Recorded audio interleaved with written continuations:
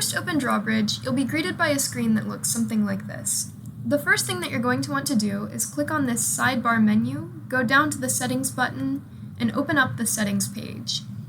Here, you'll want to input your Mythic IP address, and after you do that and click Save, when you go back to the overview, you should see all of your different stories listed over here. When you click on a story and scroll down to the objectives, you should see that all of the objectives and hints have been transferred over from what was in Mythic. If we return to the settings page, here you can also turn on the auto hint, you can set a default countdown, and you can use Mythic colors for events. You'll want to input all of your employees here so that when you go into the drop-down for signing in, everyone appears here. When you click on a specific game, if you click right next to the name, you can choose a cog icon. We have all of the cogs that we use here in Columbia available for you here in the help page. If you click on this button right here, it'll take you to a Google Drive with all of those cogs. Also, all of the alert sounds that we use are under this button here. So if we return to the settings page,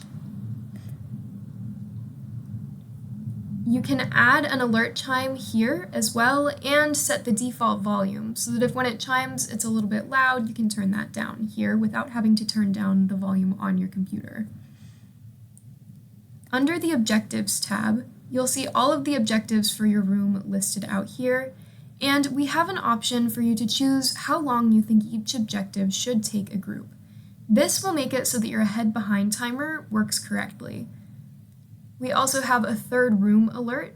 If you scroll down to near the end of the game, choose an objective that you think matches when a host should get to the door to greet a group. Next, we have the task field. This will appear at the top of your objectives so that a game master always knows what the group should be working on. Once you input all of this information, just be sure to click Save at the bottom, and you can check out your different games to see if all of that's saved. So for example, you can see the current task right here at the top of the objectives, and if this game were running, we'd see that the ahead-behind timer would start working as well. There's some more information in the help page. Under the camera configuration button, you can see how to add your cameras so that when you open up the Game Master page, you have your room visible for you there. All of these cameras are listed based on the brand, so you can scroll down and find the brand of camera that you use. If you don't find your cameras listed here, feel free to contact us at support@drawbridgesolutions.com and we'll be sure to answer any of your questions. But you can input these cameras in the settings page. Here is where your lobby cameras will go. You can name them here and then just put that source right here.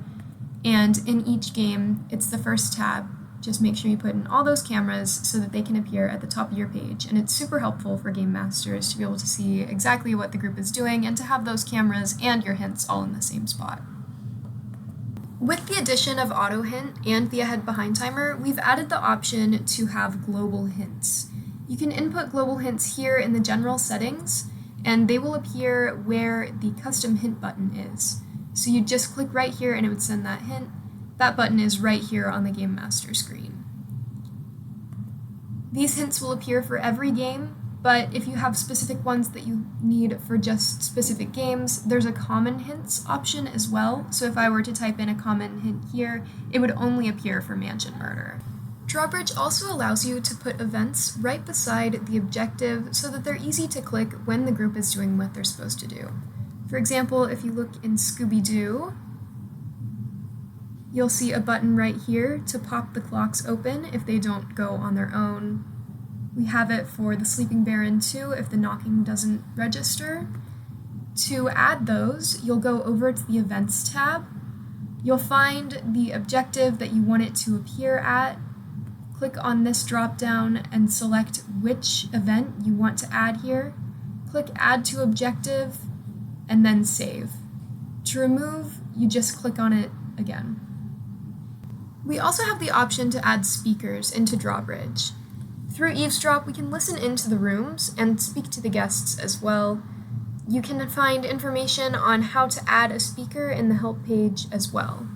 And a reminder, to get to that help page, just go to your sidebar all the way down at the bottom where it says help, click that, and it'll open up this page. Stay up to date on everything that we change in Drawbridge by checking out this changelog.